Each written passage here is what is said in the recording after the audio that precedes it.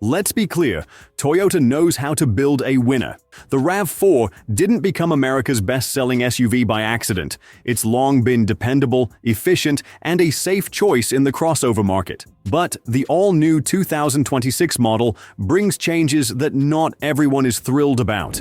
In fact, there are several updates that could make longtime fans think twice. In this video, we're breaking down 8 things you might not like about the next-gen 2026 RAV4.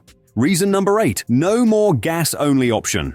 For many buyers, that's a deal-breaker. The beloved naturally aspirated 2.5-liter engine, famous for its rock-solid reliability and simplicity, is gone. Starting in 2026, Toyota has officially dropped the pure gasoline RAV4, committing fully to electrified powertrains. Your choices now are a 226 horsepower hybrid with front-wheel drive, a 236 horsepower hybrid with all-wheel drive, or a 320 horsepower plug-in hybrid, which no longer carries the Prime name but still delivers impressive performance. These systems are stronger and more efficient, but not everyone is celebrating. Plenty of long-time RAV4 owners value the proven durability of a traditional gas engine. No batteries, no regenerative braking, no software layers, just a simple motor that could last 15+ years with proper maintenance.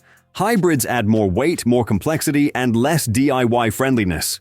And while Toyota avoided a turbo for now, a relief for many reliability-focused buyers, completely removing the gas option leaves loyal fans behind, especially those in rural areas or those who keep cars for over a decade. To make matters worse, plug-in buyers face another headache. Instead of adopting Tesla's sleek NACS charging port, Toyota is sticking with outdated connectors.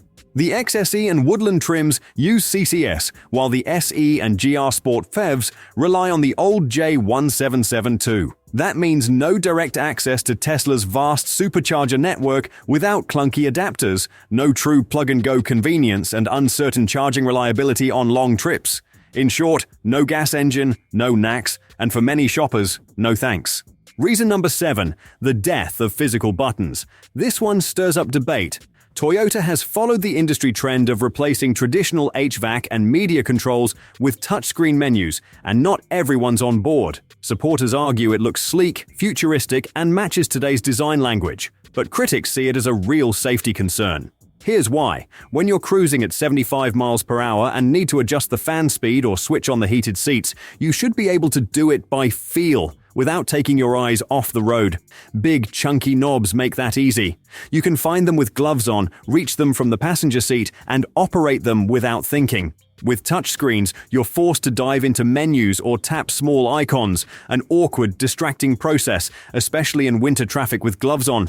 Even brands like Hyundai and Kia, known for pushing high-tech features, have started bringing physical buttons back after customer backlash. Toyota, on the other hand, is moving in the opposite direction, and it's leaving some of their most loyal buyers frustrated. Reason number 6, the tiny shift-by-wire toggle. Remember when shifting gears meant grabbing a solid lever and clicking it firmly into place? The 2026 RAV4 replaces that familiar motion with a small electronic shift-by-wire toggle, and opinions are split. Toyota argues it frees up space, looks modern, and blends seamlessly with the redesigned center console. And sure, that's true, but many drivers find comfort in a physical shifter, something sturdy you can grab, feel, and confidently slot into drive, reverse, or park. The new toggle lacks that tactile reassurance. For those who've been shifting the same way for decades, it can feel unintuitive, disorienting, or just plain frustrating, especially when combined with the growing trend of touch-sensitive controls everywhere else. Reason number 5, too many choices, too much confusion.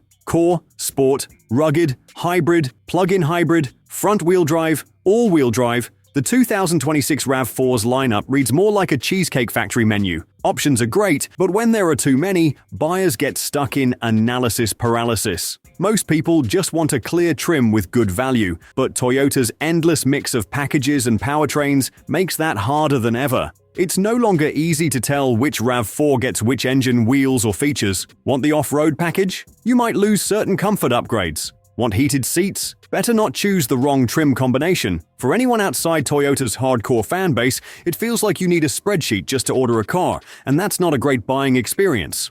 Reason number 4, styling that isn't for everyone. Design is always subjective, but the 2026 RAV4's new look is definitely splitting opinions. Some call it bold and rugged, others say it looks like a Nissan Rogue cosplaying as a Tacoma. The grille? Depending on who you ask, it's either a cheese grater, a brick wall, or something you'd expect to find bolted to a backyard BBQ. That blocky, truck-inspired face might win over some buyers, but it alienates those who prefer smoother, car-like lines. Inside, the feedback isn't much better. Some say the cabin feels like a cardboard box. Others compare it to a Lego set built 5 minutes before company arrived. And that strange cutout under the main screen. It looks less like a storage area and more like someone forgot to finish installing the stereo. Toyota once won loyalty with simple, timeless design. This time around, the look is louder, sharper, and already chasing away some longtime fans. Reason number 3. All-wheel drive isn't standard anymore. For an SUV built on utility, this is a big step backward. On several core trims, all-wheel drive is no longer included. Instead,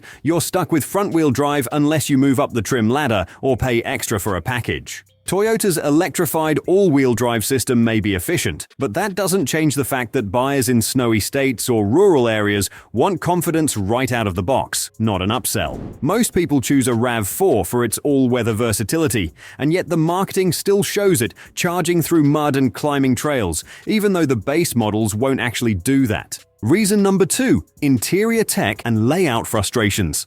Now let's address the elephant in the dash. The 2026 RAV4's interior tech is bold, but it's not sitting well with everyone. Take the driver-facing camera above the steering wheel. It's designed to monitor your eyes for safety, but many feel it's intrusive. Add in the constant beeps, nudges, and lane keep corrections, and what should be a relaxing drive can start to feel like a non-stop driving exam. Then there's the fully digital instrument cluster.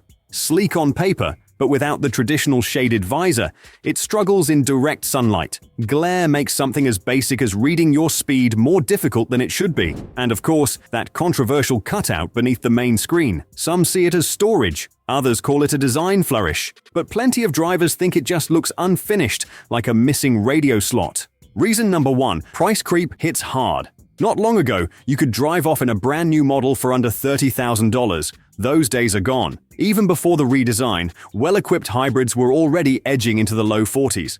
Now, with the 2026 update and an all-electrified lineup, prices are climbing even higher.